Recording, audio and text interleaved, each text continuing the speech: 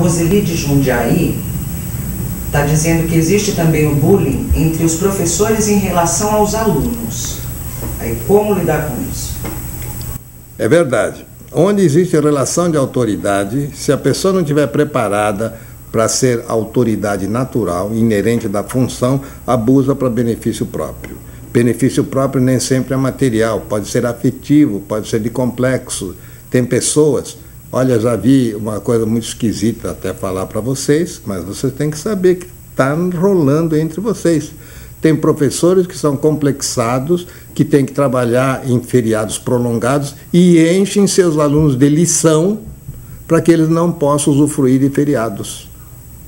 E são radicais, cobram, são severos, e aí fica estragando. Mas por quê? Precisava fazer isso? Não precisava, mas é que não tem outro jeito, senão eles não vão fazer. Não é não, está tendo um benefício pessoal, aquela satisfação. Eu não me divirto, mas você também se ferram comigo. Sabe uma coisa desse tipo?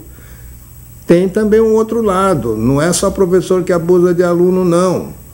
Tem alunos que fazem bullying com o professor. De que jeito? Bullying indireto. O professor pede silêncio, vira as costas e começa a conversar com o outro. Então, desrespeita assintosamente e nada acontece a esse aluno e a classe fica desrespeitosa porque nada aconteceu com um, não vai acontecer nada com a classe.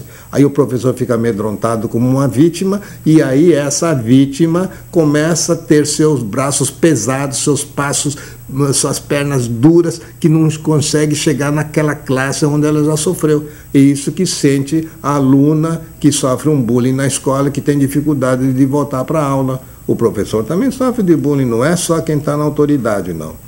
A gente percebe o caminho inverso. As meninas podem acusar seus professores de assédio sexual quando não houve, e ela dá uma choradinha, todo mundo se envolve com o choro e olha o professor ferrado. Eu vi uma situação desse tipo, que ela era uma péssima aluna, mas extremamente inteligente, resolveu ferrar com um professor, que esse professor tinha sido severo com ela. De que jeito? Acusando de assédio sexual. Até desmascarar, até fazer todo o jogo, foi uma complicação danada. E ficou a marca, como se o professor tivesse feito. Para as pessoas que não acompanharam, chegou a primeira notícia, não atualizaram as informações e fica achando que aquele professor abusou daquela menina. E não houve abuso. Então, Roseli, olha que perigo, né? Temos que tomar atitudes cada vez que percebemos. Duas polêmicas para o senhor comentar. A decisão da Justiça Mineira, que no primeiro semestre condenou os pais de um aluno a pagarem a indenização naquele caso de bullying, e essa polêmica da Avenida Paulista agora recentemente. Vou começar pelo crime da Avenida Paulista, porque ali seria um ótimo meio de eu poder explicar o que é um trabalho por consequência. Então, o crime da Paulista foi um bullying social. Bullying social é um preconceito que esses rapazes têm em relação a gays, e quando viram, não importa que o que ele fizesse, a agressão já estava pronta. Se ele falasse boa noite ou bom dia, seria agredido. Se ele ofendesse, já seria agredido. Então, o que ele fizesse não importa mais, nada justifica o que os rapazes fizeram. Os rapazes são bons vivants, às 6 da manhã, saindo, curtindo a noite da balada, menores com 16 anos. Onde estão os pais para olhar por esses filhos? Talvez nem saibam que o filho está fazendo isso, porque são pessoas que estejam acostumadas a ouvir o filho dizer: olha, eu vou dormir na casa de fulano, eu não vou acordar ninguém às 6 da manhã para ver se o meu filho chegou bem. Né? Às vezes os pais nem sabem. Então os pais não podem só os pais serem penalizados, porque o dinheiro para pagar qualquer multa vem do trabalho de quem? É do aluno? Não é.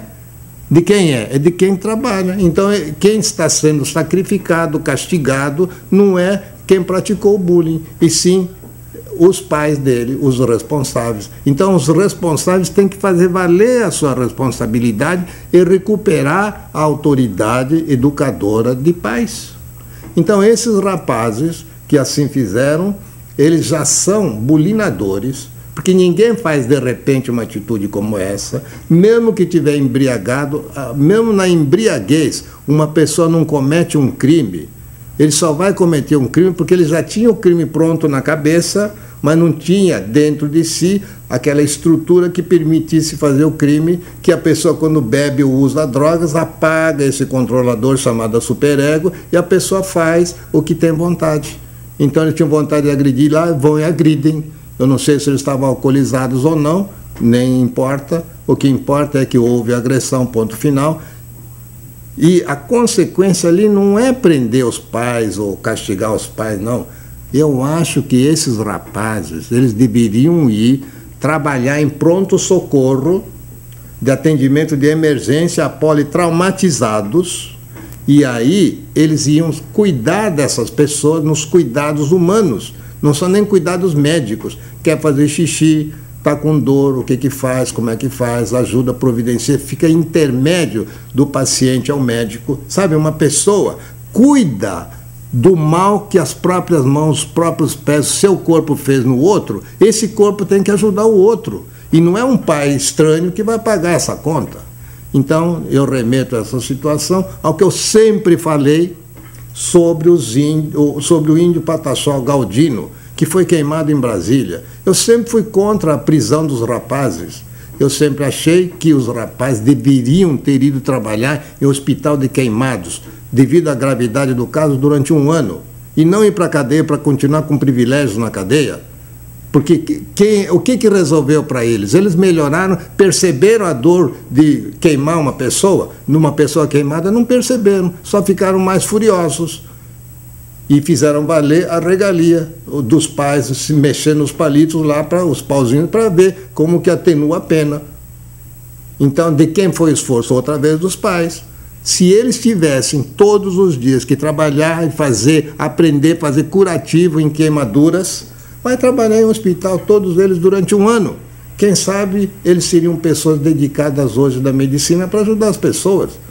Isso chama-se consequências. Com a mão queimou, com a mão vai curar.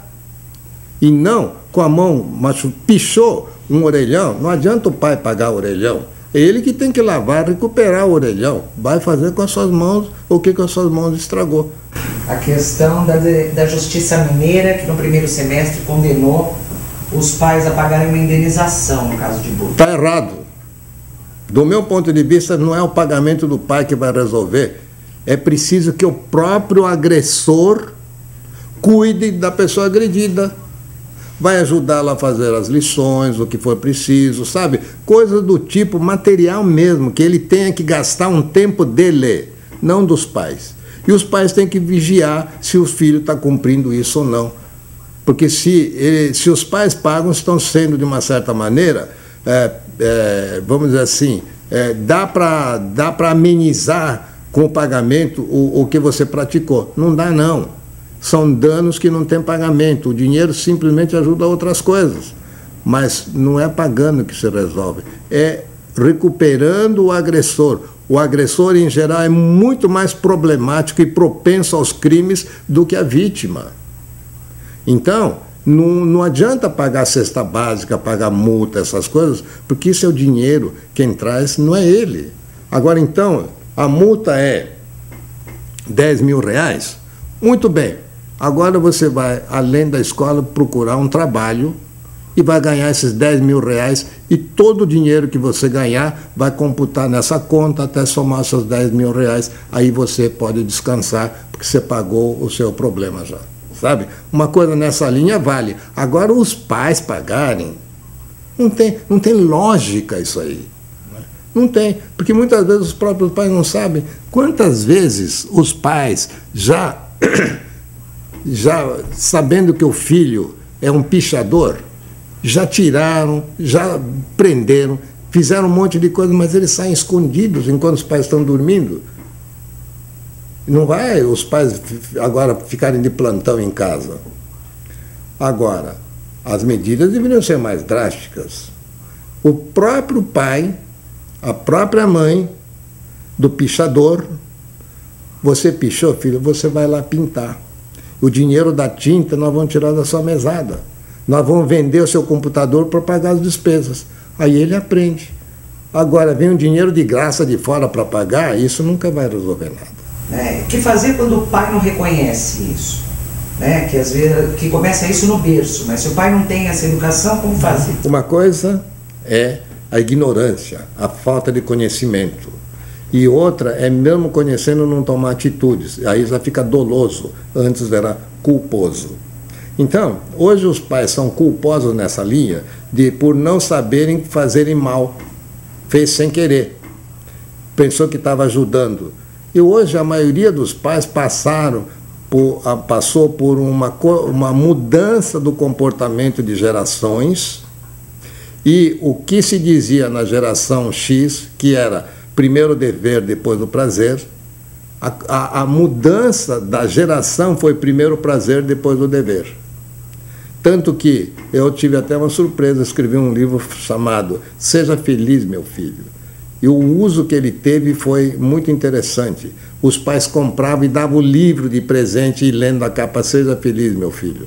Não é para isso que eu escrevi o livro. Eu escrevi para o livro, olha, para você tornar seu filho feliz, ele precisa ser responsável pela própria felicidade. Felicidade não se dá, não se vende, não se empresta. Felicidade, a pessoa tem que construir essa competência de ser feliz. E uma das competências é a responsabilidade.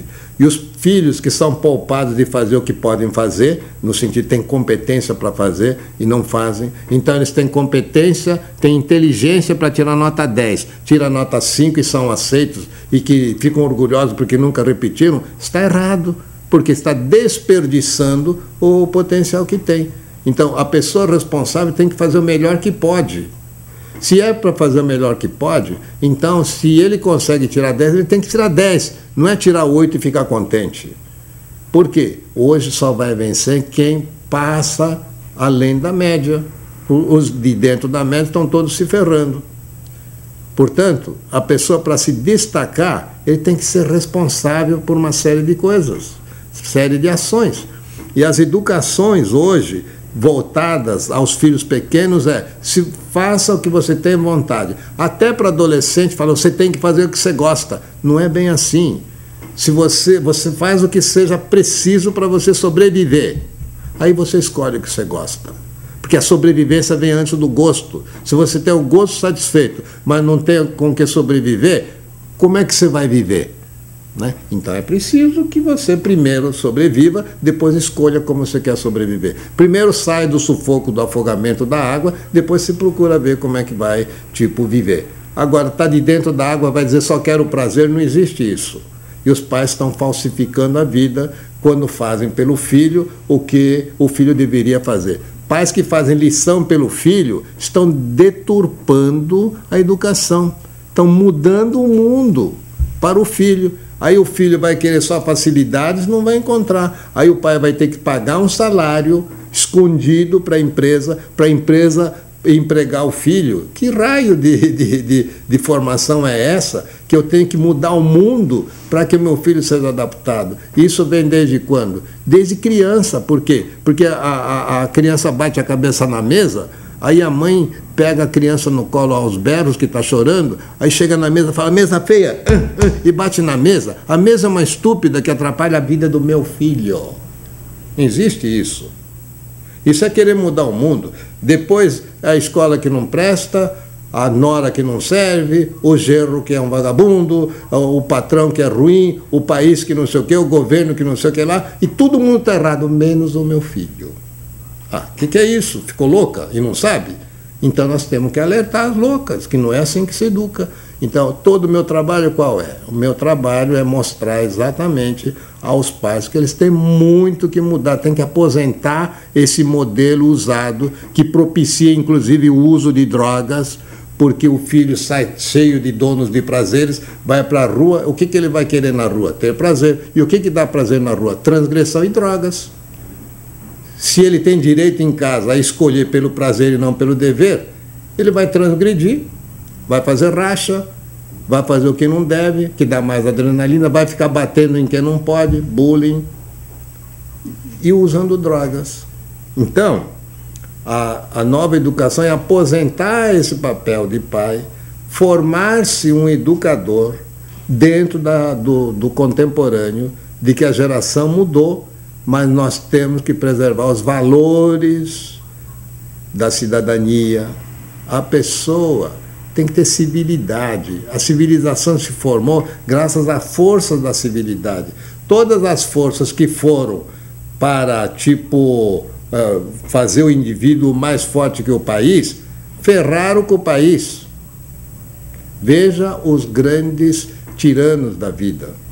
O que eles fizeram? Acabaram com o país, acabaram com outros países. E a quem custou isso tudo? A geração seguinte, que teve que trabalhar para pagar as dívidas, para reconstruir o país. Essas pessoas que reconstroem. Não foi o tirano que destruiu e ele que construiu. O tirano não constrói nada, porque ele quer tudo para si. E a pessoa, quando está maior do que a coletividade, ele é egoísta, ele vai poder achar que o mundo é dele. É como a maioria dos políticos brasileiros que a gente conhece. Eles usam a política para benefício próprio e não para a coletividade. Isso é um grande problema. Então, isso já vem de muito antigamente. Quando o rei veio para o Brasil, ele misturava o dinheiro dele com o que arrecadava. Então, o dinheiro do povo era dele. E agora nós fazemos isso, mas isso é fora de época. Antigamente a gente andava a cavalo, de bonde. Hoje nós temos outros veículos. Antigamente tinha que mandar um mensageiro que, para levar uma mensagem, morreu, ficou famoso. Era um maratonista. Ganhamos a guerra e pronto, correu 30 quilômetros e morreu. Hoje a gente divulga para o mundo, nesse espaço, o que aconteceu e ninguém morre. Através da internet, né? Então, o mundo mudou e nós temos que mudar também.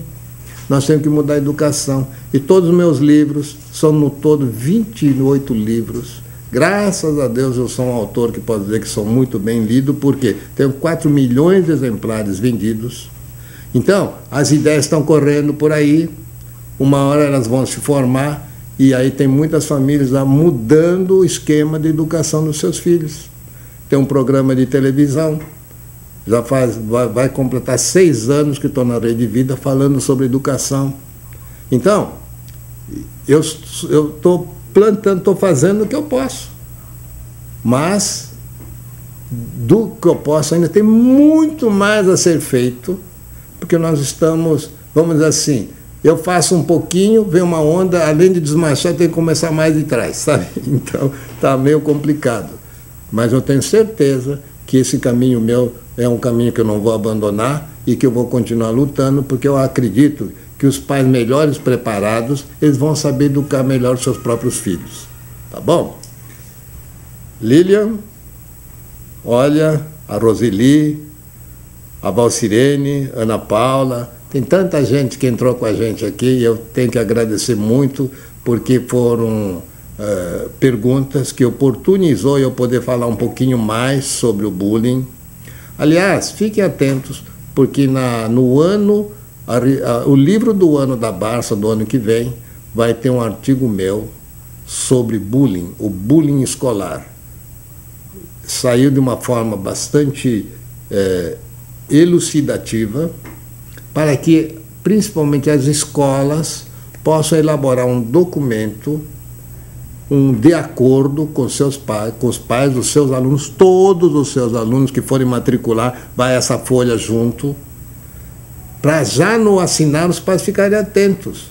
Fiquem atentos que o bullying ocorre longe da vista dos pais.